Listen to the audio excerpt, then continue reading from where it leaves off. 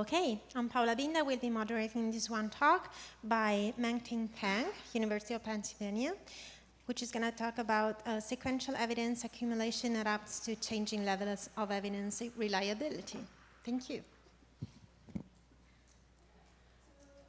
Decision-making often involves integrating sensory evidence over time.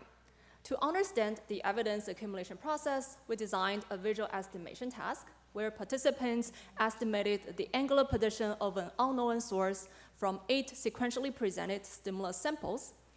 Each sample was drawn from a Gaussian distribution centered at the source location mu.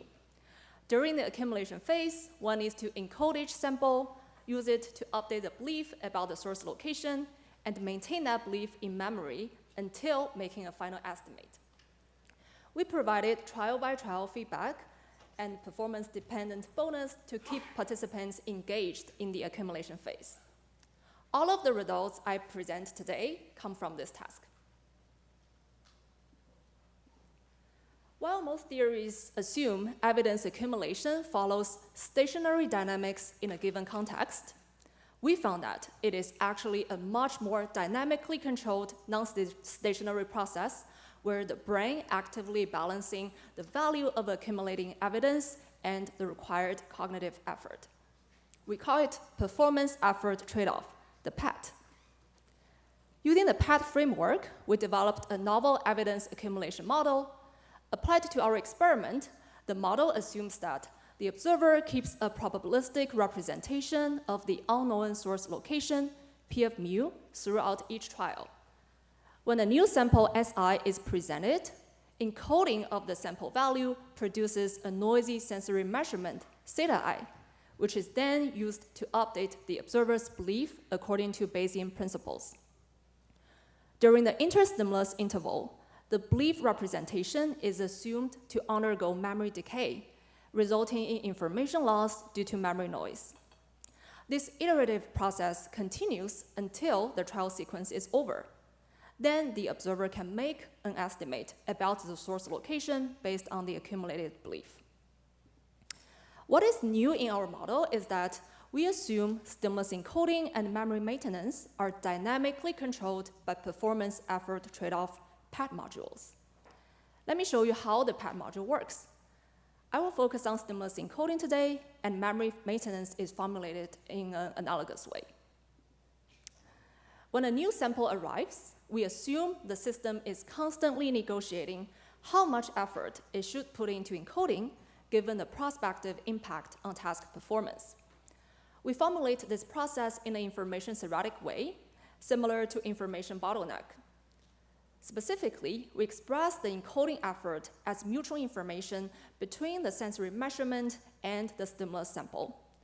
The performance error is defined as the uncertainty about the source location after Bayesian updating, which is formulated as the entropy of the belief.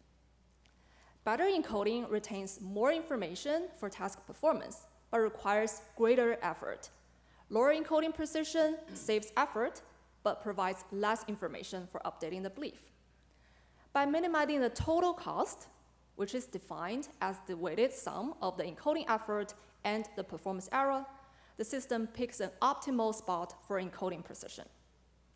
The trade-off parameter W, which is the weight on encoding effort relative to performance error, is the only free parameter in this PET module, determining the overall resource efficiency for stimulus encoding. Since this is a dynamic system, the optimal spot does not hold still. Think about a less informative stimulus sample. The performance error will decrease more gradually as encoding precision increases. As a result, the optimal trade-off spot shifts toward lower encoding precision. In our prior work, we fixed the sampling noise for all trials, such that the temporal order was the only source driving changes in stimulus informativeness. The first sample in a trial sequence is usually very informative as it establishes the belief from scratch. By contrast, the later samples may become less informative because as the belief builds up, there is little room for new information to add on. There is a second way stimulus informativeness can change. The sequence itself may vary in reliability, and this is what we tested in our current study. For example, larger sampling noise makes the sequential evidence overall less reliable and therefore less informative, whereas lower sampling noise produces more reliable evidence. According to the PAT model, increased sampling noise leads to reduced encoding precision. And here we ask the specific question: do people adapt their accumulation behavior for different sampling noise levels? We already have the PAT model prediction. The system increases encoding precision to more reliable evidence and reduces it when evidence is less reliable. However, it is totally possible that people do the opposite. When evidence is less informative, the system may try even harder to achieve good performance, extracting every bit of information and maintain them as much as possible. Therefore, the system's encoding precision would scale with sampling noise, compensating for low-quality evidence. To test these hypotheses, we conducted the same visual estimation task as I introduced at the beginning of the talk. Participants were presented with a sequence of normally distributed stimulus samples and estimated the unknown source location. To manipulate evidence reliability, we changed sampling noise across 3 levels: low, medium, and high. We tested the 3 noise levels in a balanced Latin square design, with 9 blocks of 100 trials across 3 sessions. Noise levels were not explicitly disclosed in each block, but subjects were able to learn the noise level through the trial-by-trial feedback that we provided. 16 subjects from University of Pennsylvania completed this study. Here we show the results from the combined subject. They performed well under all 3 noise levels, where the responses fell along the unity line against true source locations. The error distributions were centered at 0, indicating no orientation bias in the estimate. We measured estimation performance as root mean square error. The black diamonds denote the ideal observer performance for the combined subject, showing a larger root mean square error as sampling noise level goes up. Now let me show you how individual subjects performed. Each hollow circle represents an individual subject's data under 1 noise level. Arrow bars represent 95% confidence intervals from bootstrapped resamples. As you can see, subjects' performances were substantially lower than ideal observer performance, but they shared the same trend. As sampling noise increased, estimation performance decreased. We feed the model to subjects' responses from each noise level individually by minimizing the negative log likelihood. The model produces a time-continuous belief prediction throughout each trial, shown as the red curve along the x-axis timeline. Each black dot indicates the angular position of a stimulus sample in the trial sequence, and the shaded gray area represents belief uncertainty. The triangles point to the real subjects' responses in the example trials, which are well tracked by the model predictions. The fitted models also accurately captured subjects' error distributions and root mean square errors. Moreover, we extracted temporal weighting kernels from both human and model predictions using a linear regression analysis in a circular space. The weighting kernel tells us how much information each sample contributes to the final estimate. For the combined subject, the kernel shape changed with different noise levels, and the model predicted kernels closely matched human kernels. And this is not only true for the combined subject, but for every individual subject's diverse weighting profile. For example, here is a recency subject who relied more on late samples, and a primacy subject who relied more on early samples. So with only 2 free parameters from the encoding and memory maintenance PAT modules, our model provides a parsimonious account of humans' evidence accumulation behavior. Based on the fitted models, we are able to recover subjects' encoding precision for each sample from their behavioral responses. Consistent with our previous work, we first saw a clear temporal order effect within a given sampling noise level. The later the sample is presented in the sequence, the higher the encoding noise, and therefore lower encoding precision. As sampling noise increases, the encoding noise becomes larger, leading to lower encoding precision for less reliable evidence. We observed the same pattern for almost all individual subjects.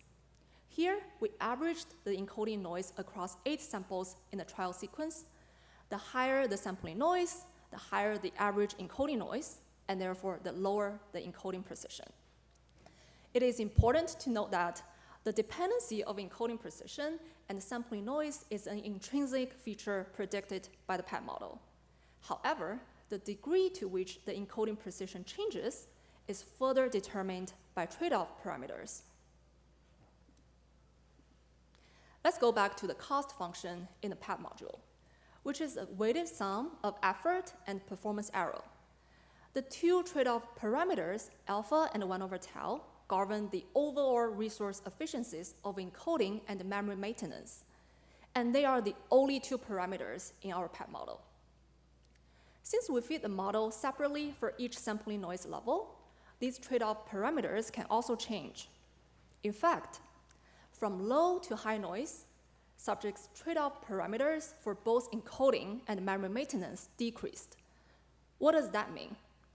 Lower trade-off parameter values make effort cheaper, which in turn allows the system to invest more in encoding and memory maintenance for better task performance. To summarize our findings, first, our results align with the PET model prediction, where the system increases encoding precision to more reliable evidence and reduces it when evidence is less reliable. However, the effect is partially offset by the change in trade-off parameters. As a result, the system increases encoding precision to somewhat compensate for low-quality evidence and lowers it when reliability is high.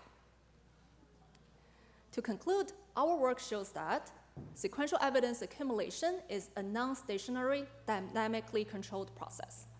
It is governed by performance effort trade-off that adapts sensory encoding precision to evidence reliability. Specifically, the brain treats more reliable evidence with higher precision. On top of that, trade-off parameters shift to partially compensate for reduced information content. Thank you for listening.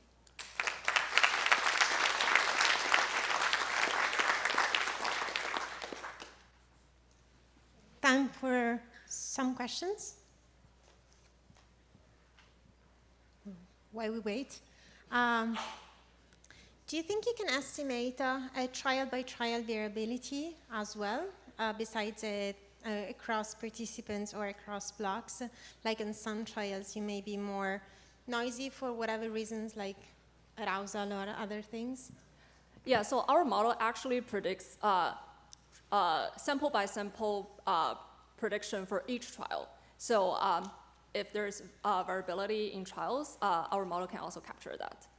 So as what we show in this plot, actually this is just 3 selected example trials that I picked, and you can see how our model tracks given the trajectory for the belief progression. Oh, I found that. My shaded area, the confidence interval is not shown here, but it is actually tracks along the red curve. Yeah. Beautiful talk. I'm curious, if I understood correctly, you controlled the duration of the stimulus presentation here. If you were to give that control to the subject, if they could choose when to terminate the decision, would your theory predict similar trade-offs, or could it be different? Because I can imagine if somebody feels they've reached a conclusion after 6 samples, they start to kind of ignore the latter part of the stimulus stream, and that looks a little bit like what your model predicts. So are these predictions, do they generalize to reaction time experiments, or do they change drastically? Yeah, so currently in our task, they can only make an estimate after the trial sequence is over. So they're required to see all 8 samples. It is a good question. So our model currently is optimizing for local objectives. So I think if we have like a threshold for where each subject can decide, they can make an estimate. Our model can also predict that. Just release that freedom here.